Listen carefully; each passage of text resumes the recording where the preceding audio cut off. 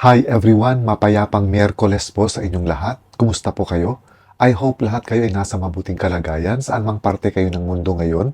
Magandang umaga, magandang tanghali, magandang hapon, o magandang gabi sa inyong lahat. Kamakailan lang ay naglabas na ng desisyon ang Las Piñas Regional Trial Court na may kinalaman sa kaso ng pagpaslang sa commentator na si Percival Mabasa o mas kilala sa pangalang Percy Lapid sa radio at sa social media. Pinaslang si Percy noong October 2022. Matapos ang mahigit na isang taon, nagkaroon uli ng update sa kaso niya. At ito yung pagbibigay ng hatol ng Las Piñas Regional Trial Court sa sinasabing triggerman or hitman na si Joel Escorial. Kung babalikan natin yung nangyari kay Percy Lapid noong 2022, binaril siya sa loob ng kanyang sasakyan sa labas ng kanyang bahay sa may Las Piñas. And a few days after, lumabas ang isang CCTV na kung saan nakunan ang mukha ng gunman na di kalaunan after a few days din ay lumitaw at sumuko at kinilala nga ito na si Joel Escorial. Ayon mismo kay Escorial, may 3 pa siyang kasama nung gabing pinaslang nila si Percy Lapid at sinabi rin niya na binigyan sila ng 550,000 pesos at 140,000 pesos ang nakuha niya na pumasok diretso sa kanyang bank account. Ibinulgar din ni Escorial na ang isa sa middleman na kumontak sa kanya para gawin yung pagpaslang kay Percy Lapid ay isang taga-National Bilibid Prison inmate na si June Villamor. Aside dito kay June Villamor, may isa pang sinasabing middleman din na si Christopher Bacoto. Sinabi rin mismo ni Escorial na sa pagkakaalam niya ang mastermind ng pagpaslang kay Percy Lapid ay ang dating Bureau of Corrections Chief na si Gerald Bantag. Nung araw na lumitaw at sumuko itong si Escorial, a few hours after that, nabalitaan na lang na namatay si June Villamor sa loob ng kulungan. At sinasabi nga nung una ng NBI na wala silang nakikitang foul play sa pagkamatay ni Villamor. Pero hindi dito naniniwala ang kampo ni Lapid at nag-request sila ng private autopsy sa bangkay ni Villamor. At dito nga sa autopsy na ito lumabas na ang totoong ikinamatay ni Villamor ay suffocation sa pamamagitan ng pagtatakip ng plastic bag sa kanyang ulo. Pero bago ito nangyari, ayon mismo sa kapatid ng biktimang si Villamor, nakatanggap daw sila ng mensahe or text message galing kay June Villamor na kung saan sinasabi nga niya doon sa message niya na kung may mangyayari sa kanyang hindi maganda, binigay niya kung sino-sino ang magiging responsable sa kanyang pagkamatay. At ang mga pangalang ibinigay niya ay pawang mga nakakulong din sa National Bilibid Prison. Puro mga inmates din. At sila nga ang pumatay kay June Villamor. So ayon nga sa kampo ni Percy Lapid, ang nangyari daw kasi, ang umorder talaga para paslangin itong si Percy Lapid ay si Gerald Bantag. Tapos ang inutusan daw niya ay ang Deputy Security Officer ng Bucor na si Ricardo Zulueta. At ito namang si Zulueta, kinontak daw niya ang isang nagngangalang Mayores na nung mga panahon na yon ay nakakulong sa Iwahig Prison. At itong si Mayores ang kumontak na ngayon sa mga gang leaders sa National Bilibid Prison at itong mga gang leaders ang kumontak na ng mga taong tagalabas para gumawa ng pagpaslang kay Percy Lapid. So sa more than 1 year na itinakbo ng kaso ni Percy Lapid, may halos 8 tao na sinasabing mga accomplices dito sa pagpatay kay Percy Lapid ang mga nahatulan. 3 sa mga ito ay nahatulan ng 8 years at ito yung mga sinasabing kasama ni Joel Escorial nung gabing pinaslang nila si Percy Lapid. Ang nangyari, itong 3 accomplices na ito ay nag-plead ng guilty at inamin yung krimen na ginawa nila. Kung kaya nahatulan sila ng 8 taon na pagkakakulong. Aside dito sa 3, may 5 pa na sinasabing mga nahatulan din. Kasama na rito yung pagpaslang kay June Villamor sa loob ng National Bilibid Prison.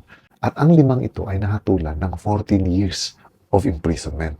At nung nakaraang araw lang, nahatulan na rin yung mismong gunman na si Joel Escorial. Hinatulan siya ng minimum of 8 years and 8 months at maximum of 16 years. Dati pang humihingi ng mababang sentensya ang kampo ni Joel Escorial. In fact, nung inamin niya yung krimen na siya mismo ang bumaril kay Percy Lapid, hiningi rin ng mga abogado niya na kung maaari sana ay babaan yung kaso ni Joel from murder to homicide. Para nang sa ganun, mapapababa yung sentensya niya. Dahil yung murder, ang maximum noon is 40 years. Kaso hindi nga ito napagbigyan. Dahil sabi nga ng korte, hindi pwedeng maging homicide yung ginawa ni Joel Escorial. Kumbaga, lahat ng elemento ng murder ay nakita doon sa kaso.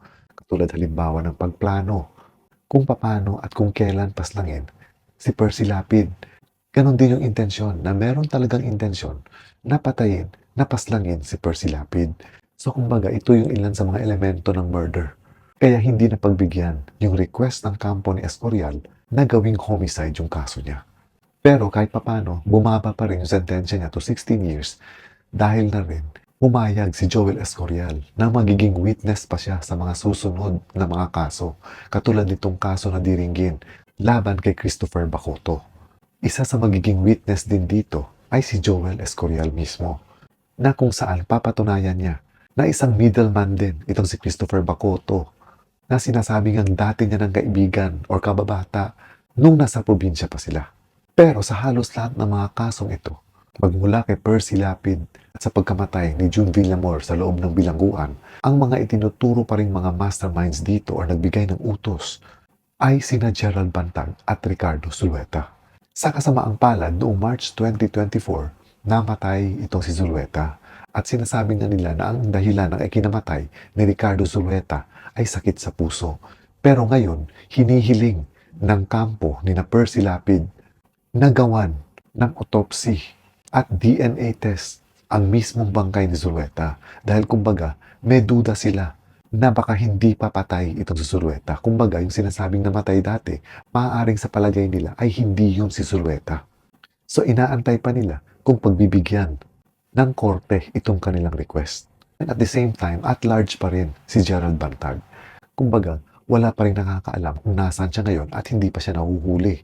Para sa pamilya ni Percy Lapid, medyo naibsan yung mga sakit na nararamdaman nila sa pagpaslang kay Percy Lapid dahil sa kahit papano merong mga nahatulan na mga naging accomplices at may kinalaman sa pagkamatay ni Percy Lapid.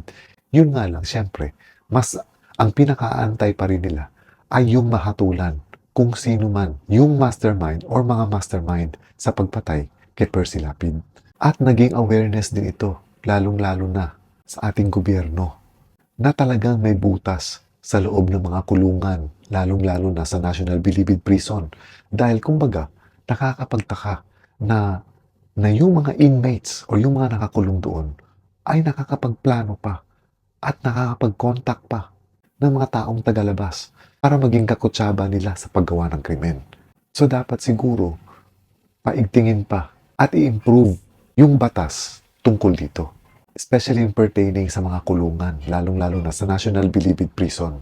And another thing, dapat din siguro na mas lalo pang bigyan ng proteksyon yung mga journalists, lalong-lalo na yung mga commentators. Dahil itong mga commentators, talagang marami silang nasasagasaan.